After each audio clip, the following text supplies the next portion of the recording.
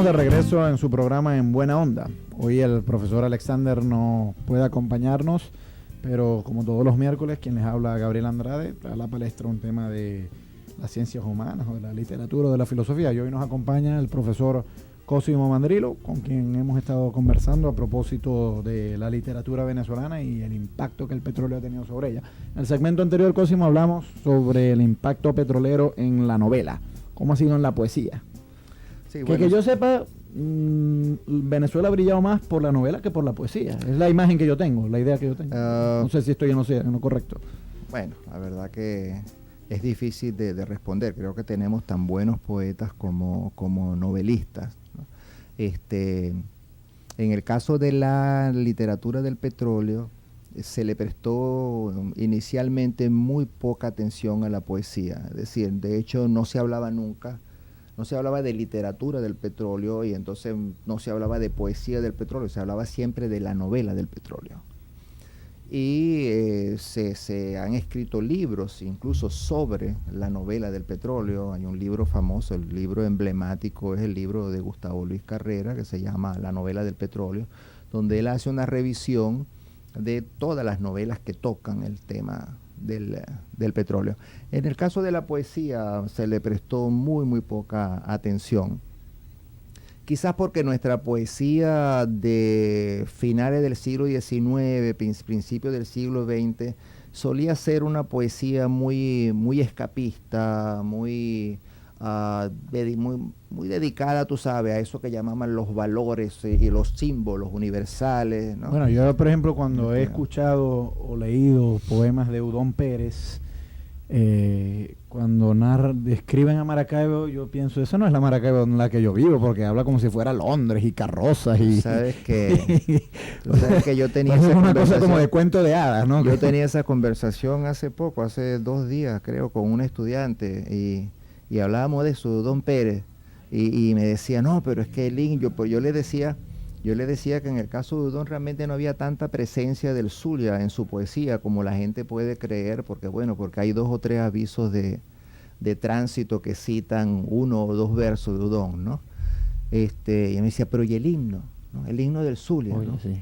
El himno, el autor es Udón Pérez. Sí, el de la letra. Yo decía, bueno, a mí el himno del Zulia me encanta.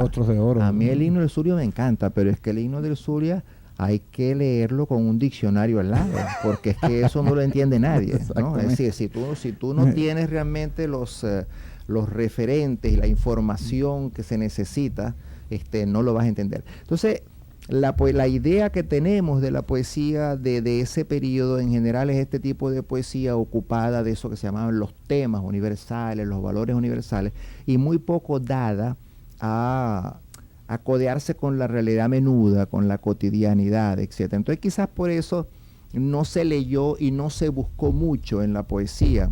Yo tengo entendido, Udón Pérez, por ejemplo, era un personaje de clase más o menos acomodada. Sí, y la mayor parte de estos poetas, y obviamente, o sea, si no entra en contacto con los trabajadores, con las clases menos acomodadas, pues no van a reflejar también la realidad. Pero siempre hay vías. Fíjate, yo escribí un trabajo sobre poesía del petróleo y empecé con Ismael Urdaneta, ¿no?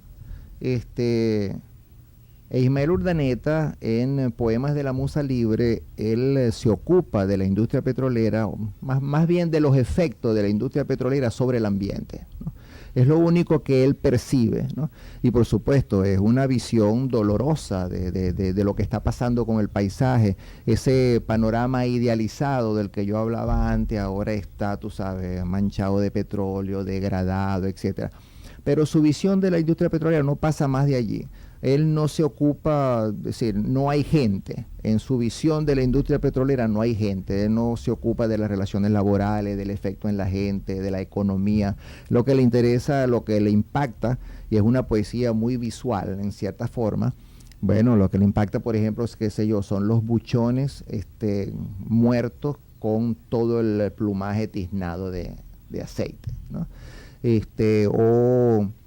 O que las blancas barcas que surcaban el lago límpido que él había conocido antes, ahora están todas llenas de petróleo, ¿no? Del karate exótico, creo que dice.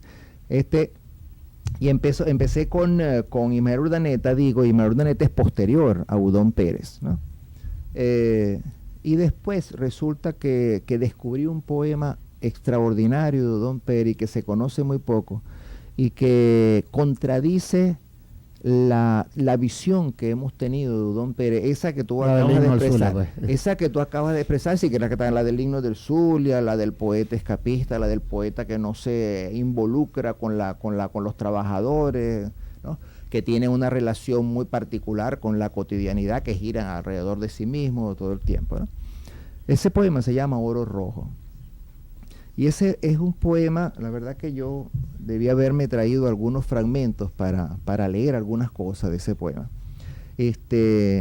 Oro Rojo es un poema narrativo, es decir, es un poema que cuenta una historia. Y cuenta la historia de una muchacha que vive en un campo petrolero. Como contexto, Udón Pérez primero describe otra vez el paisaje idílico anterior, el pueblo reunido en la plaza, los muchachos que se reúnen sin malas intenciones con las muchachas, todo, si tú sabes, todo sin contradicciones y sin pecado, ¿no? Y después empieza progresivamente a introducir el ambiente de la industria petrolera, ¿no? Y empiezan a llegar los extranjeros, que él llama los nuevos conquistadores, y entonces hace una especie de confrontación entre la conquista española, que él justifica, porque vinieron a traernos la religión, vinieron a traernos la religión y vinieron a traernos la lengua, ¿no? Mientras que estos son unos tipos toscos que vienen a destruir, ¿no? Y vienen con sus máquinas, entonces describe las máquinas rodando por las carreteras, por los caminos. Y bueno, todo esto para llegar a la historia de esta muchacha, que tiene un nombre como todo el mundo, pero el pueblo, por cariño, la llama Patria. Y Patria, por supuesto, es acosada al final por uno de los extranjeros, ¿no? Y Patria se resiste, porque bueno, Patria tiene sus valores, tiene su dignidad. Y en un momento de la historia,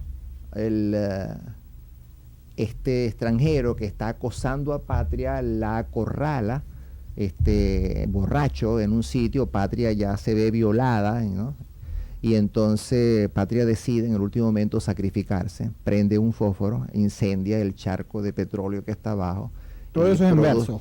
Todo eso en verso. Y por eso se llama Oro Rojo, porque al final ella... Por el gran incendio, que además refleja algunos de los incendios, de los múltiples incendios que hubo en la industria petrolera en la época, y preconiza el gran incendio de Lagunilla, que es en los años 30 y algo, por ahí, 34, no sé, y el poema es anterior, el poema es de 1926.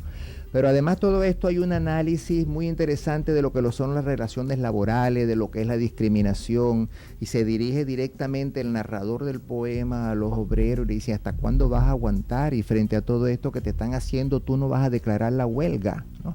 Y habla de la huelga específicamente en 1926. Entonces, esto es un poema que se adelanta muchísimo. Fíjate que decíamos que Mene es de 1936. Este poema es de 1926, que es el año en que muere. Quizás lo empezó a escribir en 1925, es el año en que muere Udón Pérez. De tal manera que este poema termina convirtiéndose realmente en la primera muestra conocida hasta hoy realmente de lo que hemos denominado literatura del petróleo. Y eso fue desconocido o mal leído o no leído en esta perspectiva de su relación con la literatura del petróleo hasta el año pasado.